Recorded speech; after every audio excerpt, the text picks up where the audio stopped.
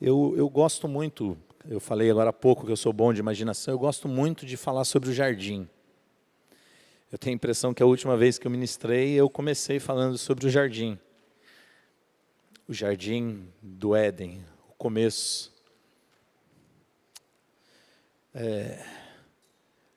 Irmãos, eu fico imaginando assim, quando eu vou lendo a Bíblia, eu vou lendo e vai passando um desenho na minha cabeça.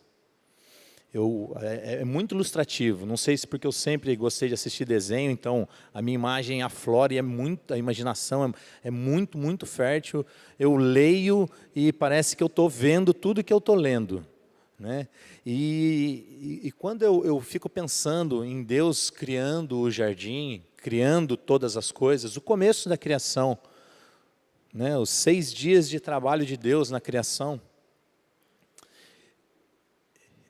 eu imagino Deus preparando esse lugar físico para o homem, como um ambiente de passagem. Deus preparou aqui a terra para nós, com o propósito de nós estarmos aqui por um tempo.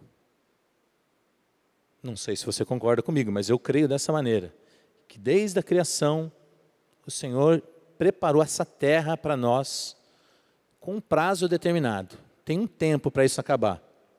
Nós temos Gênesis, o princípio, Apocalipse, revelação do fim. Fim aqui. Amém? Mas, se vocês forem pessoas detalhistas, com o dia a dia de vocês, e para quem gosta de planta, olha a diversidade que a gente tem num vasinho. Olha as cores, olha os detalhes. Aqui não tem passarinho, mas se você gosta de canto de pássaro, e se você já passeou pelas matas, por trilhas e afins, você já deve ter ouvido muito canto de pássaro.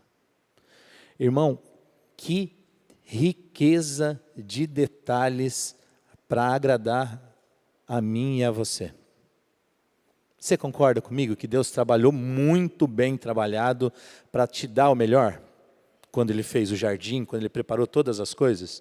E olha, eu creio que o jardim era muito, muito, muito melhor do que o que nós temos hoje, as matas, as florestas. Quando a gente vê, né, alguns filmes e documentários sobre florestas e lugares e paisagens, tem tanto lugar maravilhoso nesse mundão que Deus fez, mas eu creio que o jardim era muito mais incrível do que tudo isso. Mas Deus preparou esse ambiente maravilhoso para mim e para você, porque Deus tem o melhor para mim e para você. Você acredita nisso? Então, talvez hoje, você que conhece a sua vida, as suas necessidades, talvez você fale, puxa, mas se Deus tem o melhor, por que eu estou vivendo isso? Não sei te responder, irmão. Nesse momento eu não sei por que você está vivendo talvez isso, que não seja o melhor de Deus. Mas o que eu sei é que Deus, Ele tem o melhor para mim e para você. Ele preparou o projeto original, a construção primeira de Deus, a obra da sua criação, foi lá no jardim, e eu não vou ler, porque senão a gente precisaria de umas 5, 6 horas aqui, pelo menos, para sair dos 4 primeiros capítulos aqui. Mas, quando fala só da criação, dos 6 primeiros dias, Deus fez o primeiro dia, e quando finalizou o primeiro dia, a Bíblia declara que viu Deus que era bom. Você imagina? Eu não sei se você já pintou, se você já fez algum trabalho manual, se você costura, se você constrói, eu não sei se você já fez alguma coisa, mas sabe quando você faz alguma coisa e você termina aquilo que você fez, uma pintura, um vaso, algo, e você termina e você fala, puxa, uau, legal, ficou bom. Sabe aquela satisfação de você fazer algo bom? Por que Deus ia declarar para a gente? Viu Deus que era bom. Por que Ele fez o primeiro dia e finalizou o dia dizendo, e viu Deus que era bom. Por que ficou registrado isso para nós? Porque Ele tem o melhor para mim e para você. Sabe o que aconteceu no fim do segundo dia? E viu Deus que era bom. Sabe o que aconteceu no terceiro dia? E viu Deus que era bom. O quarto dia? Ele fez e viu Deus que era bom. Sabe o que aconteceu no quinto dia? E viu Deus que era bom. Irmão, sabe o que Deus fez no sexto dia? O homem. Não o homem masculino, né? O ser humano, a criação de Deus. Sabe o que Deus falou, registrado na palavra, quando finalizou o sexto dia? E viu Deus que era muito bom. Meu irmão, quando Deus olha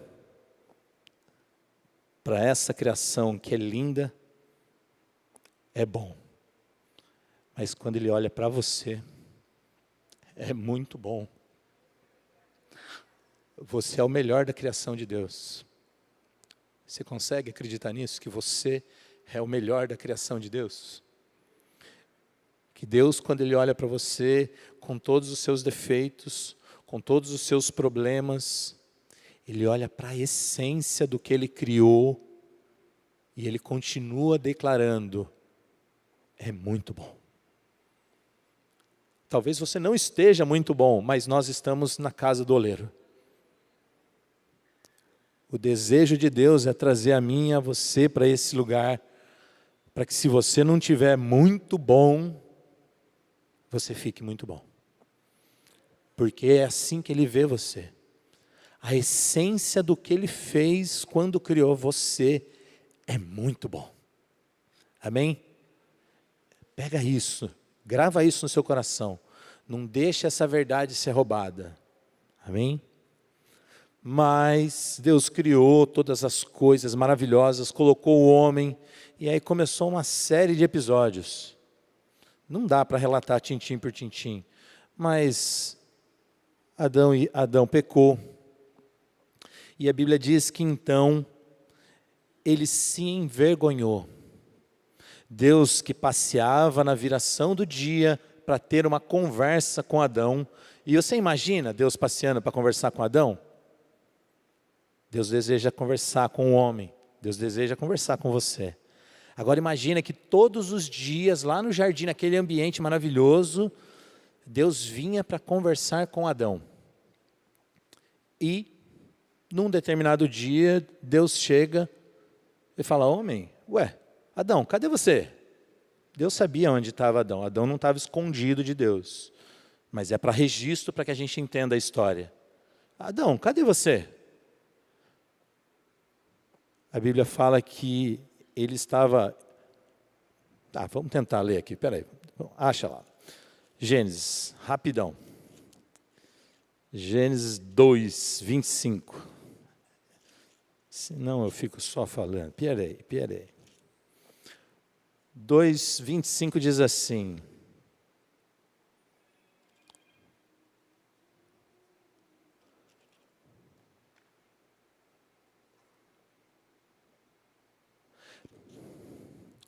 Eu vou ler o 24. Deus falando a respeito de Adão e de Eva. Por isso, deixa o homem o pai e a mãe e une-se à sua mulher, tornando-se dois uma só carne. Ora, um e outro, o homem e a sua mulher, estavam nus e não se envergonhavam.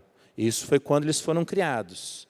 Eles não tinham vergonha, eles estavam nus e eles não tinham vergonha, nenhum do outro e nem de Deus. Mas acontece que no 3, 21, olha o que acontece no 3, 21. Deixa eu achar aqui. Fez o Senhor Deus vestimenta de peles para Adão e sua mulher, e os vestiu. Por que Deus fez uma vestimenta de pele para eles? Porque eles tinham pecado, para cobrir a vergonha deles, porque o homem passou a sentir vergonha dele para com a sua esposa e de vergonha para com Deus. Ele precisou ser encoberto, cobrir a sua vergonha. Sabe que isso me traz à memória? Eu não sei se acontece com você, mas levanta a mão aqui quem tem mais de um mês de vida cristã. Mais de um mês. Quem tem mais de um mês? Levanta, não fica tímido não, pode levantar. Dá uma olhada para o lado. Praticamente todo mundo tem mais de um mês. Já aconteceu com você de você fazer alguma coisa errada e ficar com vergonha? E de repente você pensar assim, meu Deus, como é que eu vou ler a Bíblia agora? Como é que eu vou orar agora depois daquilo que eu fiz? Já aconteceu com você? Levanta a mão se aconteceu, só para eu saber, que às vezes eu acho que só eu que acontece. Não, aconteceu com você também, glória a Deus por isso. O pecado, ele traz vergonha. Sabe qual é o problema? E eu vou dar um salto nessa palavra. O excesso de pecado pode deixar eu e você sem vergonha. Você acredita nisso? Que a gente pode ficar sem vergonha? Eu tenho um irmão da nossa igreja que ele era da minha célula, e eu continuo acompanhando e conversando com ele, e ele tem alguns problemas. E esses problemas, eles são muito cíclicos, muito cíclicos. Eles acontecem, de repente eles acontecem de novo, e daqui a pouco eles acontecem de novo, e daqui a pouco acontecem de novo. E numa das nossas conversas, ele veio e falou, puxa, Thomas, aconteceu de novo. Eu falei para ele, irmão, Deus está pronto para perdoar você. Você se arrependeu? Ele, claro, Thomas, eu não queria ter feito isso. Eu falei, Deus está pronto para perdoar você. Mas sabe qual é o problema? Você não pode ficar sem vergonha. Porque se você ficar sem vergonha, você vai continuar fazendo porque Deus vai te perdoar. Se você sabe que Deus perdoa, então não tem problema. Já passou pela sua cabeça uma situação dessa? Ou você já ouviu alguém falando assim, não, mas Deus perdoa mesmo? É sobre isso que nós vamos conversar. É sobre isso que eu creio que Deus quer falar com a gente. Quando o apóstolo mandou mensagem e falou assim, Thomas, você pode ministrar à noite? Ele desligou o telefone e me veio o tema. Não abuse da graça. Ai. Você sabe o que é graça? Graça é um favor que você não merece. Sabe quando você vai e encontra uma promoção, compre um e leve o outro de graça. Compre um e pague dois. É golpe, irmão. Isso aí não é de graça. Você está pagando ali, está embutido no preço, é golpe. Né? É só para enganar você. Mas da parte de Deus, Ele cobre a multidão dos nossos pecados. Como eu estou falando com gente que já tem mais de um mês de vida cristã, dá para eu falar algumas coisinhas um pouco sem muito esmiuçar. O preço do meu pecado e do seu pecado foi a morte de Cristo na cruz. Amém? Todo mundo sabe disso? A palavra ela declara lá em João 3,16 que Deus amou o mundo de tal maneira, e o mundo não era a plantinha e os bichinhos da natureza. Deus amou o mundo, o ser humano da terra, de tal maneira que Ele deu o seu único Filho, para que todo aquele que nele crê não pereça, mas tenha a vida eterna. Amém? Claro isso para mim e para você? Então, se a gente der um salto, e a gente saiu do jardim para ouvir essa história, abre comigo em Efésios. Efésios 2.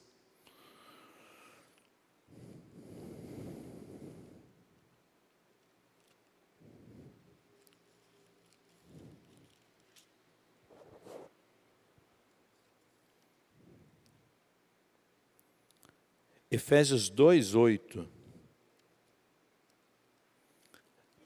Porque pela graça sois salvos, mediante a fé. E isto não vem de vós mesmos, é dom de Deus. Não é de obras, para que ninguém se glorie. A salvação, a minha salvação, a sua salvação, ela tem um preço, irmão. Jesus pagou um alto preço, Ele morreu por mim e por você. E pela graça dEle, o seu sacrifício na cruz, eu e você, pela fé, somos salvos. Amém? Você consegue compreender, sem eu precisar ficar destrinchando demais da conta, que é o sangue de Jesus vertido na cruz, que nos lava, nos limpa, nos purifica de todo pecado? Amém? Você já ouviu lá, se não me falha a memória, em 1 João, que diz assim: filhinhos, vos escrevo para que não pequeis, porém, se pecardes, tendes um advogado junto ao Pai, Jesus Cristo justo, que vos perdoará de todo pecado. Amém? Tudo bem? Abre comigo, Gálatas 6. Nós estamos falando sobre pecado, hein? Pecado e graça. Gálatas.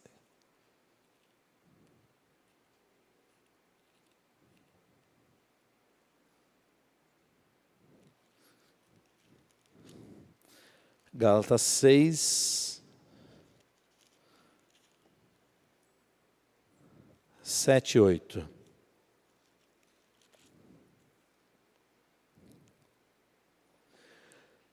Não vos enganeis, de Deus não se zomba, pois aquilo que o homem semear, isso também ceifará.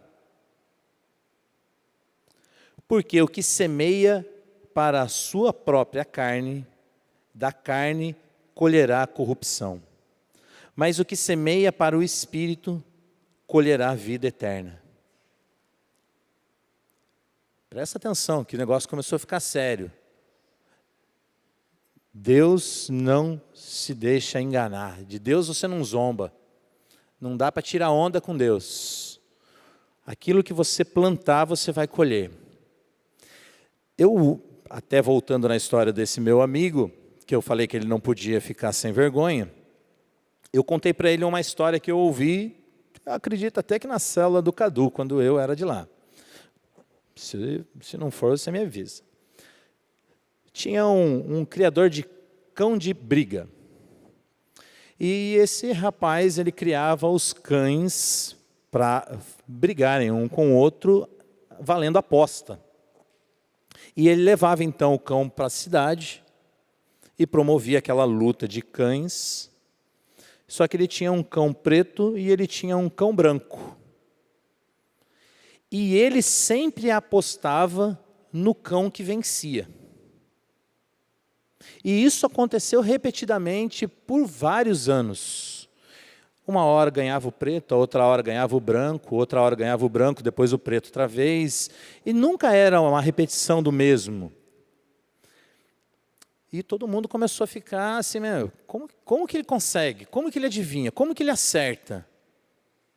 Até que quando ele já estava bem velhinho, um jovem perguntou para ele e ele disse: olha, eu já estou no final, já não quero mais saber dessa brincadeira, eu estou ilustrando um pouquinho mais do que eu conhecia a história. Eu falei assim: então eu vou explicar para você o segredo. Quando eu quero que o cão preto ganhe, eu passo a semana inteira alimentando bem ele.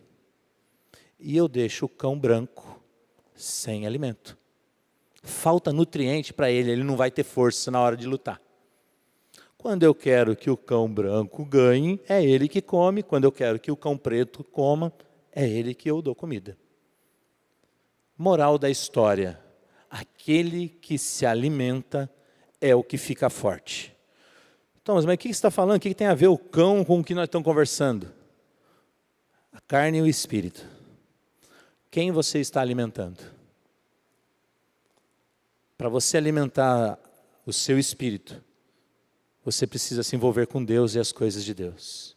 Eu preciso me envolver com Deus e as coisas de Deus. Eu preciso ter tempo com Deus, eu preciso ter um momento de devocional, eu preciso ter um momento de leitura, eu preciso ter um momento de oração, eu preciso ter um momento onde eu medite nas coisas de Deus, eu preciso me envolver com Deus, e às vezes só isso é pouco. Por isso que Deus colocou eu e você numa igreja, e dentro da igreja Deus estabeleceu estratégias para que a gente alimente o Espírito. Então, tem gente que vem no culto só de domingo. Eu, por exemplo, eu trabalho à noite, todas as noites, eu não consigo vir. Todas as noites eu trabalho. Eu só venho de domingo.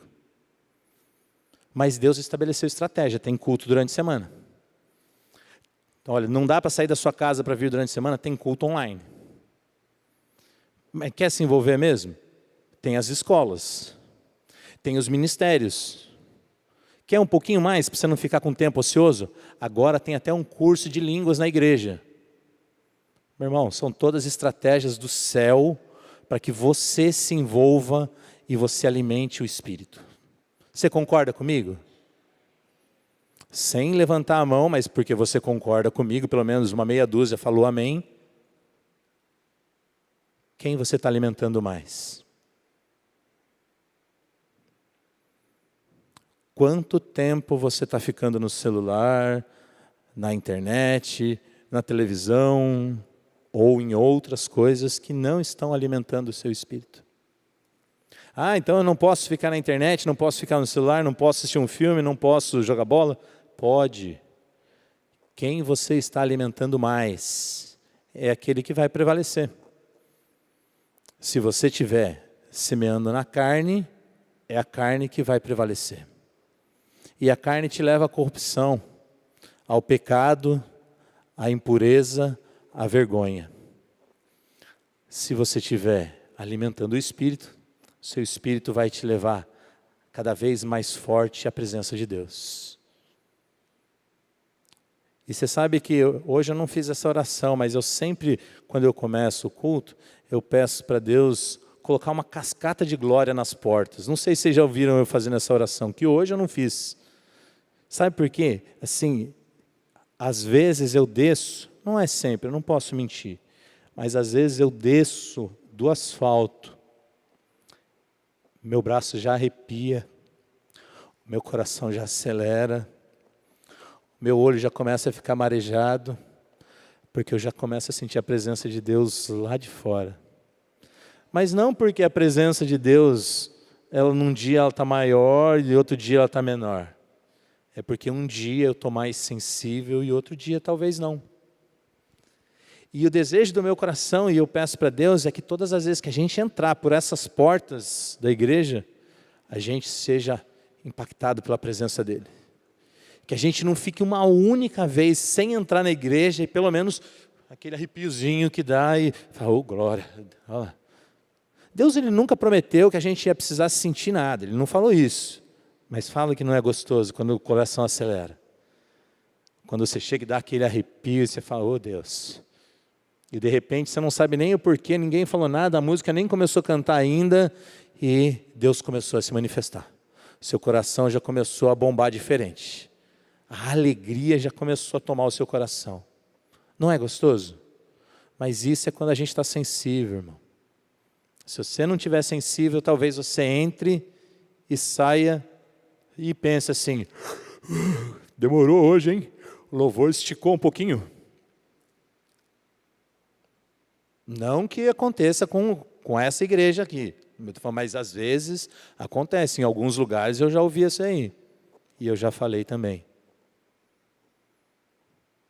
Mas se você estiver apaixonado por Jesus, não importa o tempo que você vai ficar aqui, porque você vai querer mais dele. E o desejo do coração de Deus, enquanto o Pai, adivinha o que é? É que você esteja na presença dEle. Ah, Thomas, então quer dizer que eu preciso ficar só aqui na igreja? Não, a presença dEle está em todo lugar. Mas você está ligado nele em todo lugar? Em todo tempo você está ligado com Ele? Pensa, irmão, Quantas vezes a gente passa o dia, a semana, e nada. É domingo. Aí tira aquele pó da Bíblia e fala, opa, vamos lá. Põe a roupa de crente para vir para a igreja. Não é isso que Deus planejou para mim e para você, irmão. Volta para cá. 1 Samuel 2:20.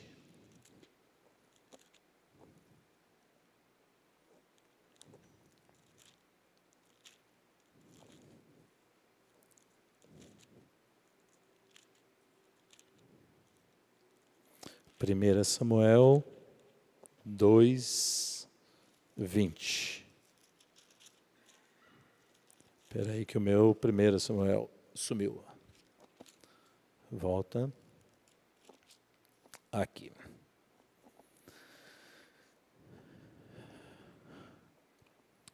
Só para vocês não chegarem primeiro do que eu li errado. É 2:30. Portanto, diz o Senhor Deus de Israel, na verdade, dissera eu à tua casa e à casa do teu pai, que andariam diante de mim perpetuamente. Porém agora, diz o Senhor, longe de mim tal coisa, porque os que me honram, honrarei, porém os que me desprezam, serão desmerecidos. Em outras versões, desprezados. Você sabe o que é desprezo? É nem dar bola. Deus está falando assim, se você me honra, eu vou honrar você. Mas aqueles que me desprezam, eu desprezarei. Olha que coisa dura.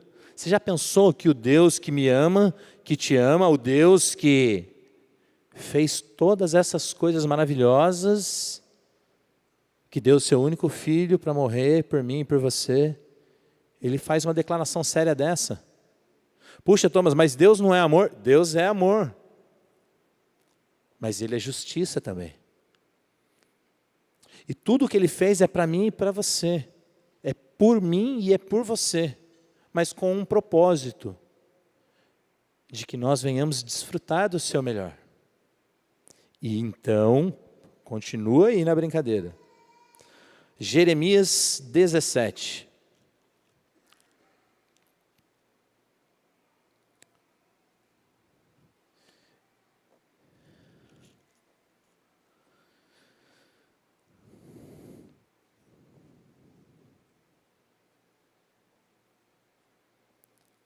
Dezessete, 9, diz assim, enganoso é o coração, mais do que todas as coisas, e desesperadamente corrupto, quem o conhecerá? O coração é enganoso, o coração ele busca as suas próprias vontades, quem o conhecerá? 10, eu, o Senhor, esquadrinho o coração, eu provo os pensamentos, e isso para dar a cada um, segundo o seu proceder, as suas obras, segundo o fruto das suas ações. Deus vai te dar aquilo que você merece. Aquilo que você está plantando é o que você vai colher. Está se envolvendo com Ele? Você vai colher coisa do reino. Meu irmão, é sério. Você está deixando Deus de lado? Pode ser que você fique de lado também. Olha que coisa, irmão, presta atenção. Eu já usei essa ilustração e vou usar de novo. Olha que interessante. Imagina, quem é pai? Levanta a mão, só para eu ter uma ideia. Você que não é pai, tenta colocar a sua imaginação em ação também agora. Imagina que você tem 2 filhos. Ainda que relacionamento seja diferente, porque tem afinidade do pai com um filho, às vezes é diferente o relacionamento com outro filho, mas amor é amor. Eu tenho 2 filhos, eu amo os 2 de igual modo, mas presta atenção nessa colocação. Imagina que eu tenho 2 filhos, e vocês, né, quem me conhece sabe que eu tenho 2, agora imagina que eu tenho um dos meus filhos morando comigo, andando comigo, vindo ao culto comigo, indo para a praia comigo, aonde eu vou, esse filho está comigo. Imagina que o outro filho foi morar em outro lugar, numa outra cidade, e ele não está caminhando aonde eu estou caminhando. Imagina comigo isso. Consegue imaginar? O amor muda de um filho pelo outro? Alguém já balançou a cabeça? 2, já vi 3, já vi 3 balançando a cabeça. Não muda, irmão. Filho que está perto e filho que está longe tem um pedaço no coração do mesmo jeito. É assim ou não é? Quem é pai? Olha, eu ouvi um amém, glória a Deus, e uma mão levantada. É bênção. Amor não muda, irmão. Mas a possibilidade de eu ajudar, qual é mais fácil?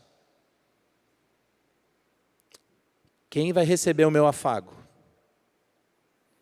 Quem vai deitar no meu colo? Não é quem está longe, irmão. É quem está perto. Posso falar para você? Deus quer você por perto. Deus quer colocar você no colo. Deus quer pegar você no dia da sua luta, abraçar você e fazer um afago em você. A hora que você estiver se sentindo lá embaixo, Deus quer estar tão perto de você, ao ponto de fazer assim, ó, vem filho, e levantar você. Mas Ele só consegue fazer isso se você permitir. Se você for o filho que está longe, como é que Deus vai alcançar você? Puxa, Deus, Thomas, então você está querendo dizer que Deus não tem poder de me alcançar? Meu irmão, não é isso. Não é isso. Você tem uma semeadura, você tem uma plantação. O que você está plantando? Sabe por que Deus está fazendo isso, trazendo essa palavra, mostrando isso? Para falar para você, filho, não vai longe. Filho, fica perto. Eu quero você aqui, eu fiz o melhor por você, para você.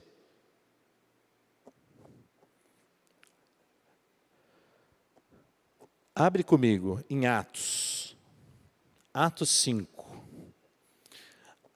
Irmão, Atos é Novo Testamento.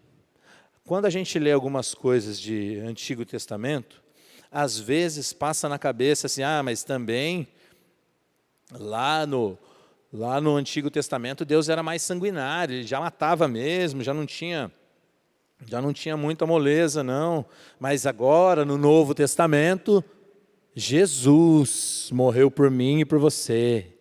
Agora nós vivemos na graça. Deus é amor. Não é assim que fala? Você não escuta um monte de gente falando isso? Né? Deus é amor. Deus só quer o seu coração. Você já ouviu falar isso? Deus só quer o seu coração? Meu irmão, se Deus tiver o seu coração, Ele tem tudo. Quem é casado? Levanta a mão aí, só para eu ver. Se a sua esposa tiver o seu coração, o que ela tem de você? Se você tiver o coração da sua esposa, o que você tem dela? Tudo. Tudo, irmão. Então, as pessoas que limitam Deus quando falam assim, Deus só quer o seu coração. Meu irmão, não está sabendo o que está falando. Se Deus tiver o meu coração e Ele tiver o seu coração, Deus tem tudo. Porque para minha esposa eu dou o meu melhor. Às vezes não, mas eu deveria dar o meu melhor. E Deus não tem esse problema de não dar o melhor. Ele dá o tempo inteiro o seu melhor. Então, nesse Novo Testamento, período da graça, que Deus é bonzinho, Ele perdoa os pecados da gente. 5:1. Entretanto, certo homem chamado Ananias, com sua mulher Safira, vendeu uma propriedade, mas, em acordo com a sua mulher, reteve parte do preço e, levando o restante, depositou aos pés dos apóstolos. Então disse Pedro, Ananias, por que encheu Satanás o teu coração para que mentisse ao Espírito Santo, reservando parte do valor do campo? Conservando, porventura, não seria teu? E vendido, não estaria em teu poder? Como, pois, assentaste no seu coração este desígnio? Não mentiste aos homens, mas a Deus. Ouvindo estas palavras, Ananias caiu e expirou. sobrevindo grande temor a todos os ouvintes. Levantando-se os moços, cobriram-lhe o corpo e levando-o, o sepultaram.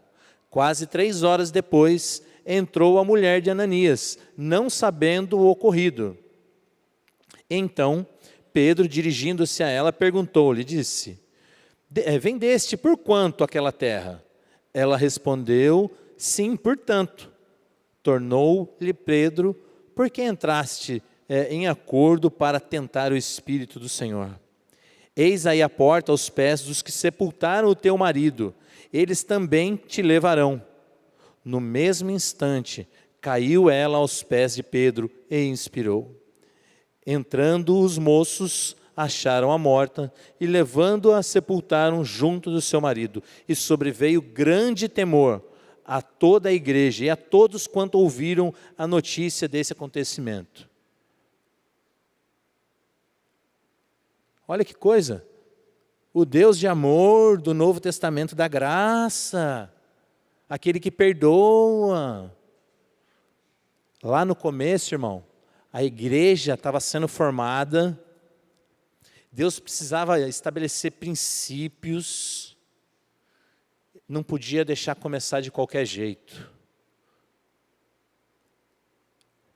Sim, sim, não, não, a coisa é séria. Esse casal, só para vocês terem um contexto, que talvez às vezes fora de contexto a gente se perca, eles estavam em período de perseguição, a igreja era perseguida. Então, os judeus, eles perdiam, aqueles que se tornavam cristãos, eles perdiam o direito das suas posses. O governo romano, eles confiscavam as posses. Então, antes que isso acontecia, o que os irmãos faziam? Eles vendiam a sua propriedade, eles pegavam aquele montante, levavam aos pés dos apóstolos, e os apóstolos repartiam segundo a necessidade de cada família. E assim todos eram cuidados. Mas esse casal, eles em acordo decidiram vender aquilo lá e fazer uma pequena poupança para eles. O problema não foi separar a poupança, foi que eles mentiram sobre o valor da venda do negócio. Foi tão sério no princípio da igreja que não podia começar de qualquer jeito, que você viu o que aconteceu? Morreu o marido, a mulher entrou 3 horas depois, contando a mesma mentira, morreu também. Deus é muito sério, Ele leva a sério a sua palavra, irmão. Ele leva a sério o propósito que Ele tem, abençoar você e levar você para o melhor. Mas o que você plantar, você vai colher.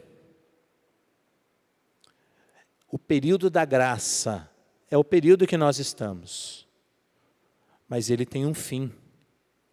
Você sabe qual que é o dia do arrebatamento da igreja? Sabe? Alguém sabe? Levanta a mão se alguém sabe o dia do arrebatamento da igreja. Eu não sei. Pode ser que ele seja amanhã, irmão. Pode ser que ele seja daqui a um mês. Daqui a um ano, eu não sei que dia é. Mas eu preciso estar preparado e você também. O dia que a igreja for arrebatada, acabou a graça. Acabou literalmente a graça. Acabou a brincadeira, irmão. Quem estava brincando e quem estava plantando na carne vai ficar. Não vai ter para onde correr, irmão. Isso vale para mim e vale para você. Não é brincadeira. Deus chamou a gente hoje por algum propósito que só Ele entende, para dizer para mim e para você, está acabando. O relógio está rodando. Não tem tempo de ficar brincando, de ser crente. Não tem tempo de ficar brincando de passear na igreja. Vida cristã não é brincadeira. Está cheio de gente morrendo lá fora, talvez porque eu não esteja fazendo direito a minha parte. E talvez você também não. Está cheio de gente em depressão, cometendo suicídio, se drogando e fazendo tantas outras coisas lá fora, porque talvez eu que trabalhe com alguma delas, não esteja fazendo a minha parte do jeito que eu deveria. Talvez eu esteja andando nos lugares e não esteja brilhando Jesus ao ponto tal das pessoas olharem e falar assim, uau, o que você tem diferente? Eu queria ser como você. Já aconteceu isso com você alguma vez? As pessoas falam, puxa, quando você chega nesse lugar é tão bom, parece que o ambiente muda. Já aconteceu com você? Não é maravilhoso essa sensação? Agora, por que isso aconteceu com você e não acontece mais? É para mim e para você, irmão. A palavra ela fala comigo, mas ela fala com você também. E antes de falar com você, ela falou o dia inteiro comigo. Ela está desde o dia que o Alexandre falando comigo, a palavra continua. E ela está ministrando o meu coração. Porque eu preciso me alinhar ao propósito de Deus. Porque está chegando a hora, irmão. Os sinais estão aí, os dias estão cada dia mais terríveis. Eu não vou nem perder tempo para a gente falar de cenário político, mundial, Brasil. Não vou perder tempo falando nisso, está aí, está na cara de todo mundo. Só não vê quem não quer. E não dá tempo de brincar mais. É hora de tomar posição. Olha o próximo que ele fala. 1 João 4.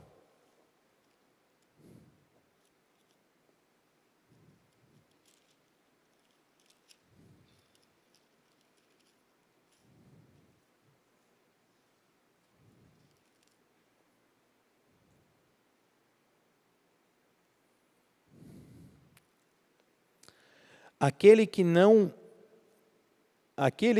ama, não conhece a Deus, pois Deus é amor. Deus é amor? Deus é amor, amor. Deus é amor. Só que a Bíblia está dizendo aqui que se você não ama, você não conhece a Deus. Você tem manifestado amor para com as pessoas ao seu redor? Pelo menos dentro da sua casa, para com a sua família? Sabe aquele irmão chato, ou aquele pai que fez alguma coisa que magoou você? Você tem demonstrado amor? No seu serviço as pessoas olham para você e sabem que você é um exemplo de amor? Você foi chamado para ser o amor. Você foi chamado para amar. Porque Deus colocou do seu Espírito em mim e em você. E se Deus em Espírito habita em mim e Ele é amor, adivinha o que eu tinha que manifestar? O que você tinha que manifestar? E talvez isso não está acontecendo, irmão. Eu espero que seja só comigo, não seja com você. Mas eu acho muito estranho Deus trazer eu aqui que gosto de falar tanto de coisas gostosas de amor, para falar uma coisa séria dessa que eu fico até sem graça. Deus está querendo mover os nossos corações para Ele. Nós estamos na casa do oleiro. Esse é o lugar, irmão. Esse é o lugar de expor. Toda vez que você chega na luz, a sujeira ela fica exposta. E é o que Deus está querendo fazer comigo e com você. Graças a Deus, Deus não mostra nada para mim. Mas já pensou se Deus, uma vez, o Gibson até brincou com uma vez que eu ministrei isso, que eu falei de um holofote celestial. Eu falei assim, imagina se a gente entrasse na igreja e você com pecado, de repente acendesse um holofote. Um monte de holofote brilhando. Aí fala, é a luz do pecador. Já pensou? Um holofote mostrando que você hoje está em pecado? Se apagasse a luz, como é que ficaria a igreja hoje? Aquele que mentiu, aquele que roubou, aquele que traiu, aquele que adulterou. Imagina isso, irmão. Imaginação. Lembra aquela imaginação fértil? Imagina a gente poder apagar a luz e Deus fizesse um teste agora. Deus falasse assim, vou iluminar todo mundo que está em pecado. Era só a gente sair correndo, tenho quase certeza.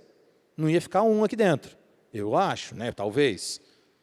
Talvez nem eu, né? Mas, irmão, mas Deus está falando comigo para que eu me examine, para que eu possa tomar uma atitude para com a minha vida. Porque eu não posso vir aqui, depois de uma palavra dessa, e querer que você mude. Eu tenho que sair daqui depois de uma palavra dessa querendo que eu mude. Essa palavra é para falar comigo. Eu espero que ela fale com você também. E sabe o que é doido? Tem um monte de coisa que nem está aqui, irmão. Deus bagunça tudo as coisas que eu planejo. Hebreus.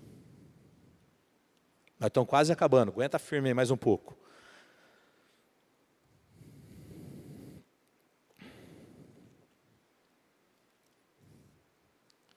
Hebreus 12.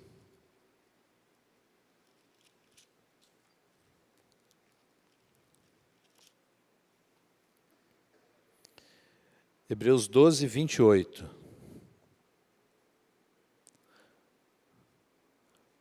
Por isso, recebendo nós um reino inabalável, retenhamos a graça, pela qual sirvamos a Deus de modo agradável, com reverência e santo temor, porque o nosso Deus é fogo consumidor.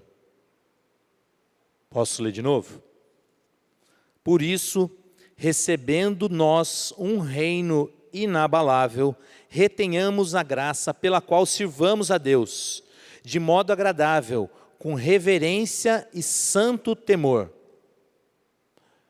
Lembra quando Ananias e Safira mentiu e morreram?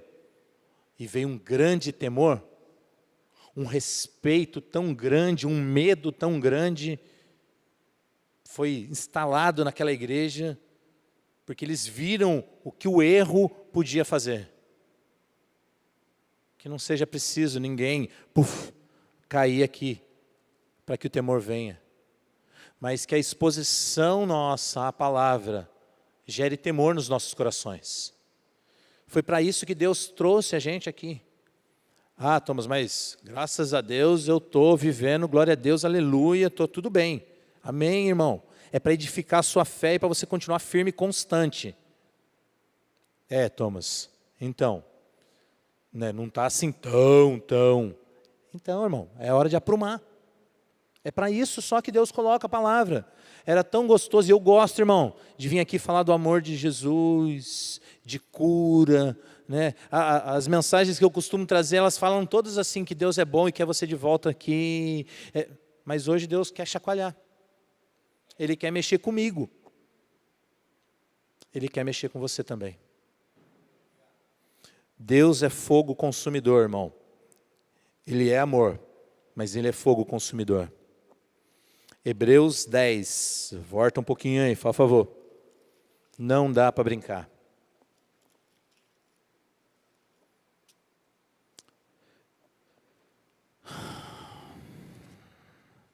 Dez, 31. Presta atenção, amor. Leia esse versículo com bastante carinho e atenção. Horrível coisa é cair nas mãos do Deus vivo. Uau, mas espera aí, Deus não é amor? É sim, irmão. Mas brinca com Ele para você ver. Abusa. Entra na libertinagem. Liberdade é uma coisa, libertinagem é outra. Lá no começo o irmão falou assim, onde há o Espírito do Senhor há liberdade.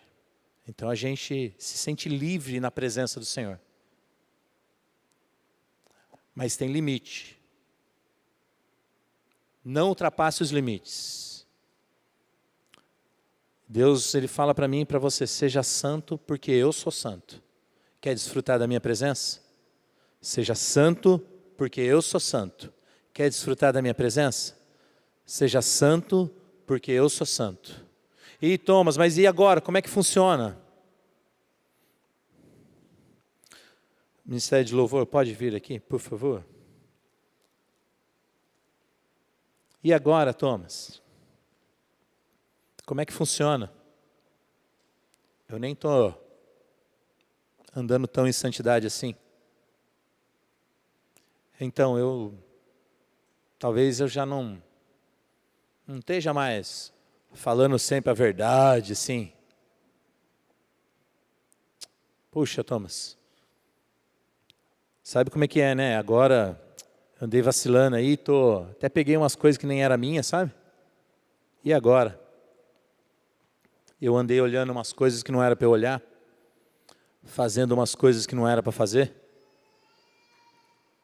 E agora, Thomas?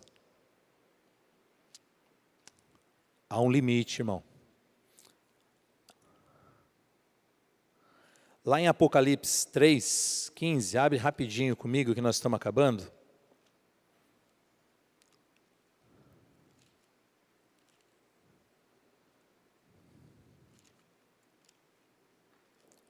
Apocalipse 3:15.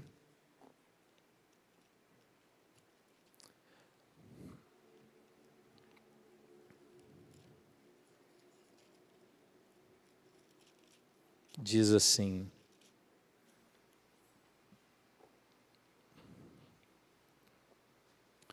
conheço as tuas obras, que nem és frio, nem quente.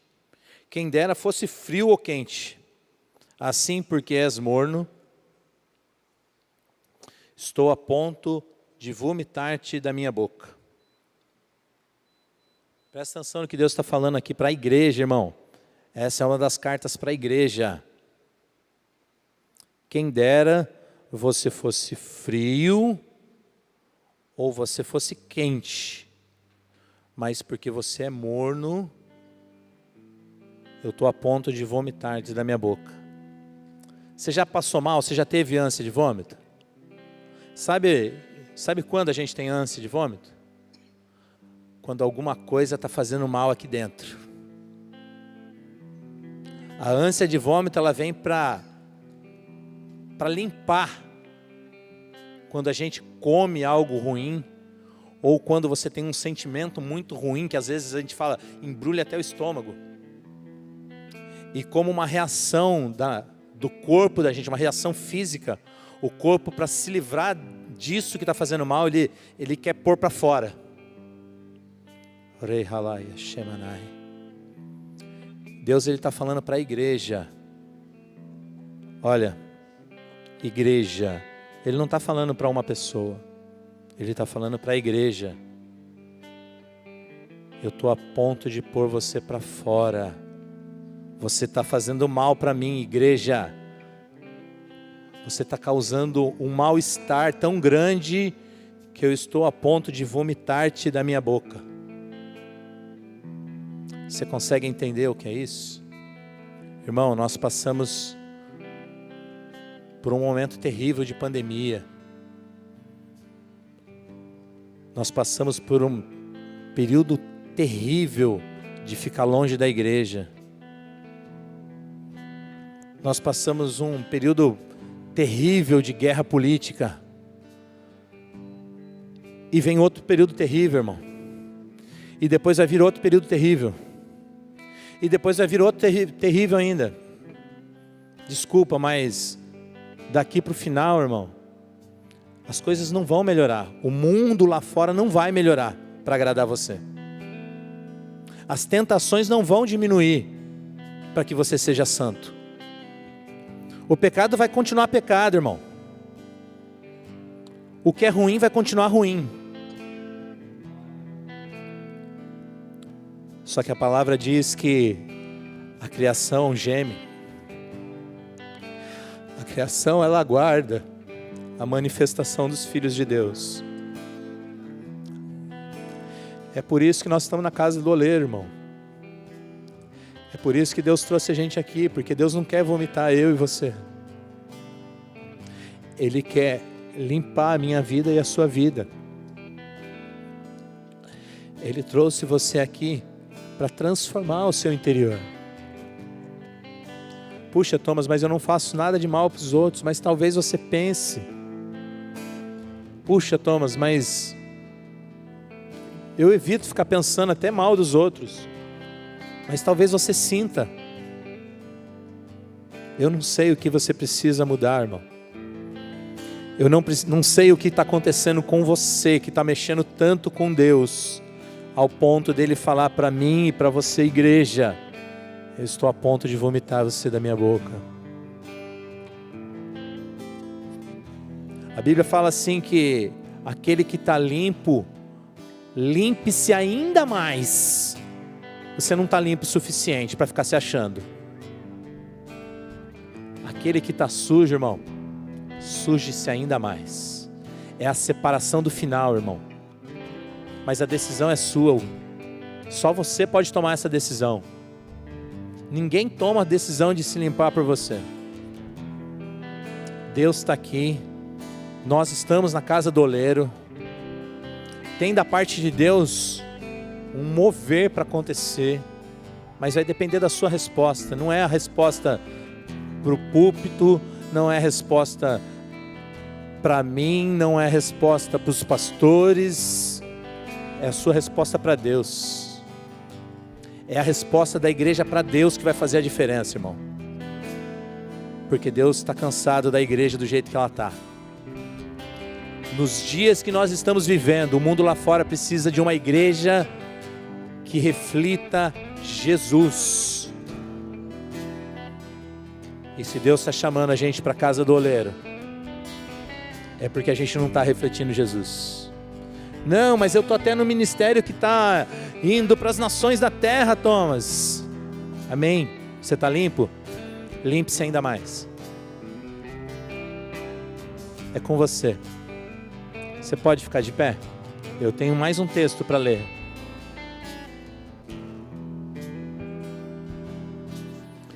Abre comigo, em pé mesmo, Provérbios.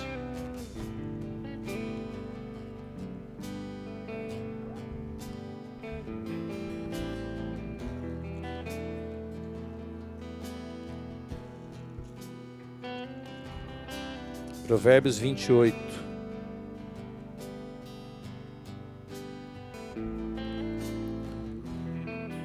O que encobre as suas transgressões, 28:13. O que encobre as suas transgressões jamais prosperará, mas os que confessam e deixam alcançam misericórdia. É com você, é pessoal. Eu não tenho nada a ver com isso, irmão. É entre você e Deus.